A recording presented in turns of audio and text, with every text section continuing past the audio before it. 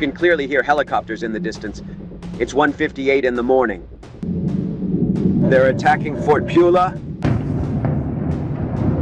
Venezuela's capital city has been jolted awake in the dead of night, just after 1 a.m. local time. Explosions ripped through Caracas, bright flashes in the sky, deep rumbling blasts, and fires burning on the hillsides. This morning, President Trump says the U.S. carried out large-scale strikes on Venezuela overnight. He says its president, Nicolas Maduro, and his wife, Celia Flores, have been captured and flown out of the country. Attorney General Pam Bondi says both of them have been indicted, and in a social media post says that they will, quote, soon face the full wrath of American justice. The Venezuelan vice president says that she has no idea where Maduro and the First Lady are. Faced with this brutal situation and this brutal attack, we do not know the whereabouts of President Nicolas Maduro and First Lady Celia Flores. We demand immediate proof of life from the government of President Donald Trump, proof of life for President Maduro and the First Lady. President Trump says that he'll address the nation on the strikes from Mar-a-Lago later this morning. Right now, it's quiet in the capital of Caracas just hours after the strikes, but earlier explosions rocked Venezuela, knocked out power, and sent people running outside. I would like to formally inform the entire world that in the very early hours of today, January 3rd, the Venezuelan people have unfortunately been subjected to what can only be described as the most criminal and completely unjustifiable military aggression by the government of the United States of America. So far, the ruthless and shocking barbarity of the invading forces that have desecrated our sacred soil in the areas of Huerta, the capital city of Caracas, in the states of Miranda, Aragua, and La Guaira, have even struck civilian residential areas with devastating missiles and powerful rockets fired from their heavily armed combat helicopters. We are currently in the process of gathering and verifying information regarding the wounded and the dead. We hereby raise and express the strongest and most unequivocal denunciation before the international community, as well as all relevant multilateral organizations, so that the government of the United States of America is publicly and formally condemned for its blatant, flagrant, and egregious grave violation of the United Nations Charter and international law.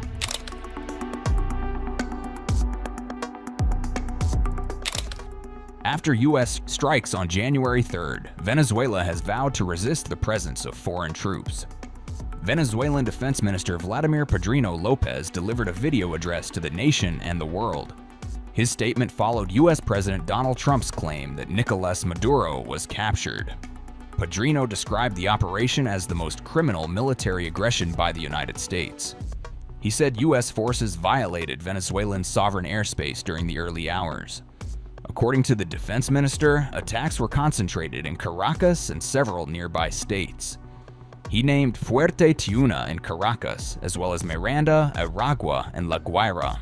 Pedrino said enemy combat helicopters fired missiles and rockets that struck residential areas with civilians. He accused the Trump administration of violating international law and breaching the United Nations Charter.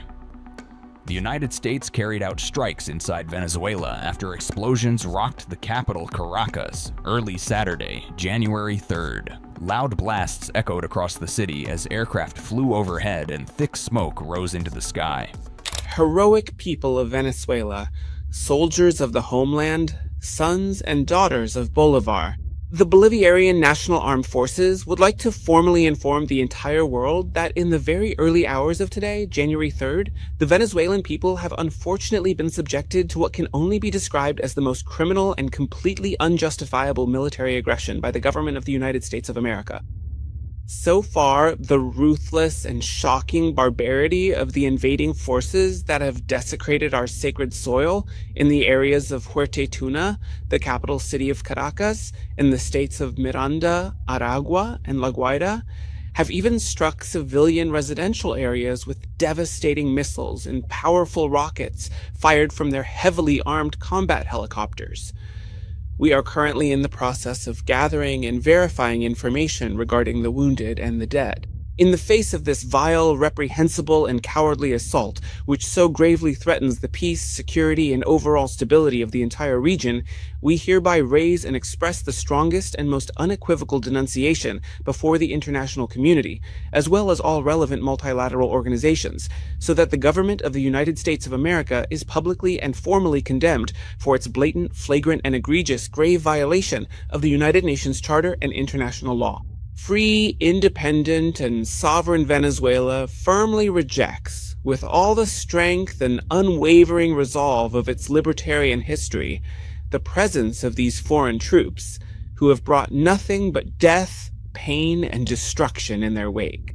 This invasion represents the greatest outrage the country has ever suffered, driven by the insatiable greed for our strategic resources.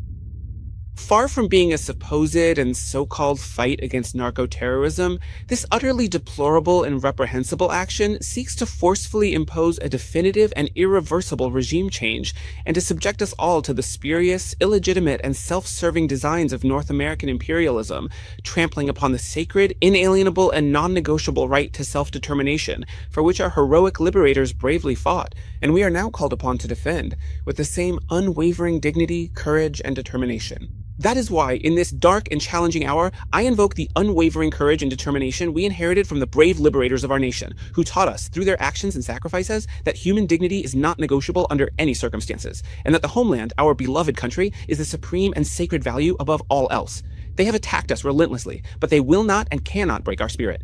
United together, both soldiers and people, we will form an indestructible and unbreakable wall of resistance, standing strong against all adversity. Our calling is peace, but our heritage is the enduring fight for freedom. We, who extend our hand in brotherhood and friendship, today clench our determined fist in defense of what is rightfully ours. Let us unite, for in the unity of the people, we will find the strength to resist and to ultimately triumph. In the midst of this imperial onslaught, I make a fervent call for serenity, composure, and reason to maintain unity, steadfastness, and calm in these trying times. Despair, after all, is the closest and most dangerous ally of the invader. Fortitude is the shield of the homeland. Let us not simply give in to the panic and fear that the enemy truly wants to sow among us. Let us avoid chaos and anarchy, which are weapons as deadly as bombs. Let us show the world what we are made of, demonstrating our strength and determination. Let us be resilient and maintain our fortitude even in the face of adversity, standing firm and united. Now is the time to put into action all the national defense plans for which we have been preparing, plans that have been carefully developed to ensure our readiness and effectiveness. Therefore, in full and strict compliance with the Constitution of the Bolivarian Republic of Venezuela, as well as the Organic Law on States of Exception and the Organic Law of National Security, we hereby express our unwavering and complete support for the decree of a state of external commotion throughout the entire national territory. Consequently, the men and women of the Bolivarian National Armed Forces, following the clear and precise instructions of citizen Nicolas Maduro Moros, who is the constitutional president of the Bolivarian Republic of Venezuela and our esteemed commander-in-chief, will proceed to deploy, without reservation, all of our available capabilities and resources for the comprehensive and effective defense of the nation, the prompt restoration of public order, and the preservation and maintenance of peace for all citizens. Therefore, we will activate, across the entire spectrum of the national geographic space, and in perfect coordination among the people, the military, and the police, a state of full operational readiness through the massive deployment of all land, air, naval, river, and missile resources. Weapon systems for comprehensive and integrated national defense, with the primary and fundamental purpose of ensuring the seamless and effective integration of all elements and instruments of national power in the crucial mission to confront and resist imperial threats, thereby forming a unified and unbreakable single combat front. Honor, duty, and history are calling us, reminding us of our responsibilities and our legacy. Let the powerful and unwavering cry of a free and sovereign homeland echo and resound in every corner, in every valley, and in every heart. Victory is ours, because reason, justice, and dignity are on our side, guiding us forward. We will prevail. Long live the homeland!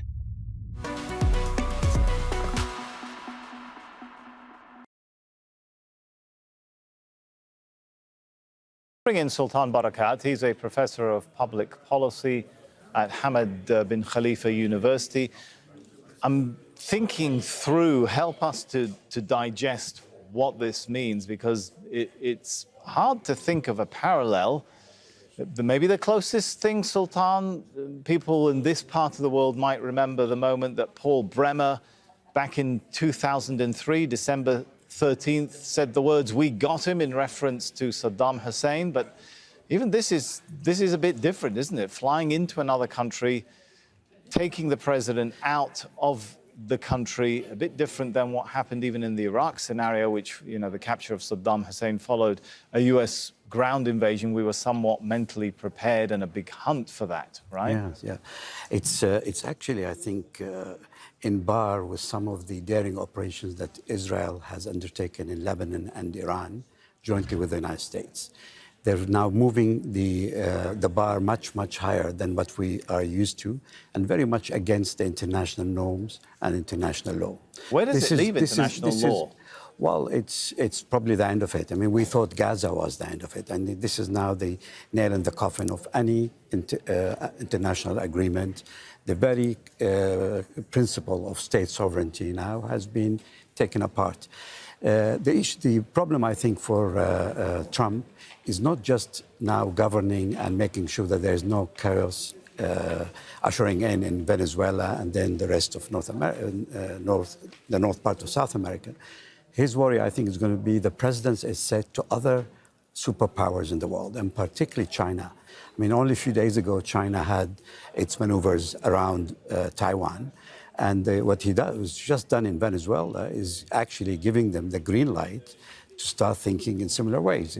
If America can do it in Venezuela, using excuses of drug trafficking, restoring democracy, then why can't we do it to actually restore the unity of China?